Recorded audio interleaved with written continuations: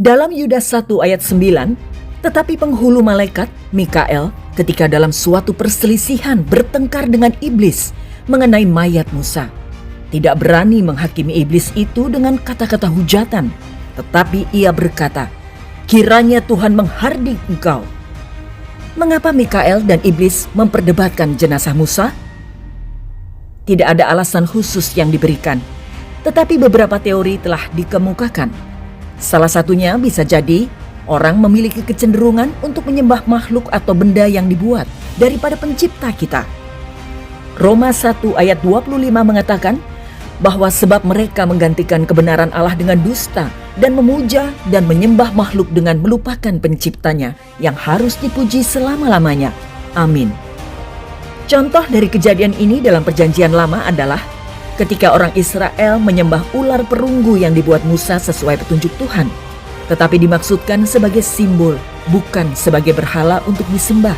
Lihat Bilangan 21 ayat 4 hingga 9.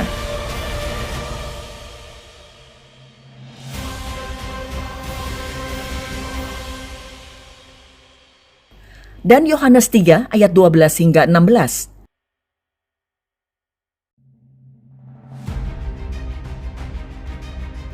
Pada 2 Raja-Raja 18 ayat 3 hingga 4 dikatakan, ia melakukan apa yang benar di mata Tuhan, tetapi seperti yang dilakukan Daud, bapa leluhurnya. Dialah yang menjauhkan bukit-bukit pengorbanan dan yang meremukkan tugu-tugu berhala dan yang menebang tiang-tiang berhala dan yang menghancurkan ular tembaga yang dibuat Musa. Sebab sampai pada masa itu orang Israel memang masih membakar korban bagi ular itu yang namanya disebut Nehustan. Salah satu kesulitan terbesar yang Yesus miliki dengan orang-orang Farisi adalah penyembahan mereka terhadap hukum Musa, daripada membiarkan hukum menuntun mereka pada kebutuhan mereka akan seorang juru selamat. Mungkin iblis ingin tubuh Musa tersedia bagi orang-orang untuk menggoda mereka agar menyembah tulang Musa daripada Tuhan. Teori lain adalah bahwa iblis, si pendakwa pada Wahyu 12 ayat 10, menolak Musa untuk dibangkitkan ke kehidupan kekal karena dosa-dosa sebelumnya, khususnya dosa di Meriba yang mencegahnya masuk ke tanah perjanjian, Ulangan 32 ayat 48 hingga 52, atau pembunuhannya terhadap orang Mesir di Keluaran 2 ayat 11 hingga 12. Sehubungan dengan informasi sejarah tambahan tentang ayat ini, diperkirakan bahwa Yudas mungkin merujuk pada catatan di luar Alkitab yang dikenal pada abad pertama sebagai Asumsi Musa. Asumsi Musa, juga disebut Perjanjian Musa, adalah sebuah karya pseudepigrafa apokrifa Yahudi. Karya tersebut diketahui berasal dari sebuah manuskrip tidak lengkap abad ke-6 tunggal dalam bahasa Latin yang ditemukan oleh Antonio Ceriani di Biblioteca Ambrosiana Milan pada pertengahan abad ke-19 dan diterbitkan pada 1861. Meskipun hilang hari ini, pemimpin gereja Origenes menyebutkan kisah ini pada abad ketiga. Di dokumen lain yang juga disebut Asumsi Musa ada dan kemungkinan terkait atau tidak dengan yang disebutkan Origenes. Catatan itu tampaknya menyertakan deskripsi tentang Mikael dan Satan yang berselisih akan tubuh Musa yang sesuai dengan konteks Yudas 1 ayat 9. Ini tidak berarti bahwa Asumsi Musa yang hilang ini adalah sebuah buku yang diilhami, melainkan bahwa itu adalah kisah yang diketahui oleh para pembaca Yudas. Tampaknya Yudas yang menulis dengan ilham Roh Kudus menegaskan bahwa kisah khusus ini benar. Dia menggunakannya sebagai ilustrasi rasa hormat yang dimiliki malaikat Mikael, berbeda dengan sikap tidak hormat dari guru-guru palsu yang kesombongannya membawa mereka ke banyak dosa.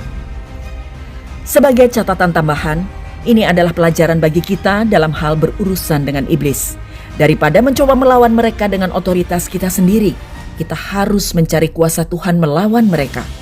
Kita memanggil Dia untuk campur tangan dan percaya pada kuasa dan otoritasnya. Ilustrasi Mikael dan iblis ini adalah salah satu dari daftar yang diberikan oleh Yudas di ayat 9 hingga 11. Selain contoh Mikael dan Satan, Yudas mencatat contoh Kain yang membunuh saudaranya Habel dalam Kejadian 4, kesalahan Bileam dalam Bilangan 31, dan pemberontakan Korah dalam Bilangan 16. Keempat contoh ini mengacu pada peristiwa sejarah dari zaman Pentatuk, yaitu Kejadian sampai Ulangan. Yudas tampaknya merujuk pada peristiwa-peristiwa dari bagian Alkitab ini, yang dikenal sebagai Taurat, sebagai otoritas yang kuat untuk klaimnya. Menariknya, keempat contoh ini mengikuti 3 contoh sebelumnya yang juga terkait dengan Taurat. Ayat 5 hingga 7 menyebutkan orang-orang yang Tuhan selamatkan dari Mesir yang kemudian diadili karena ketidakpercayaan. Para malaikat yang memberontak melawan Tuhan, kemungkinan merujuk pada Kejadian 6 ayat 1 hingga 4 dan penghakiman Sodom dan Gomora, Kejadian 18 hingga 19.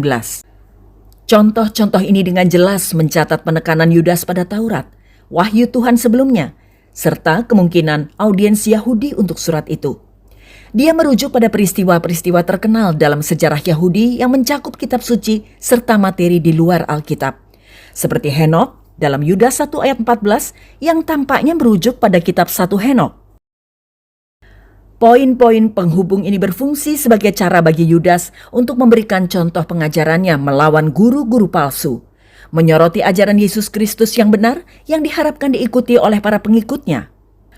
Mereka harus menghindari pengajaran yang tidak sehat, Titus 1 ayat 9, karena mengetahui bahwa kepercayaan seperti itu menyebabkan dosa dan tidak menyenangkan Tuhan.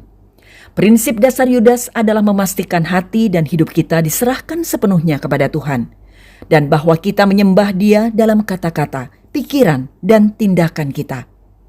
Dengan kata lain, kita mengesampingkan mentalitas, saya ingin melakukan apa yang ingin saya lakukan ketika saya ingin melakukannya, dan memilih untuk mengikuti Tuhan.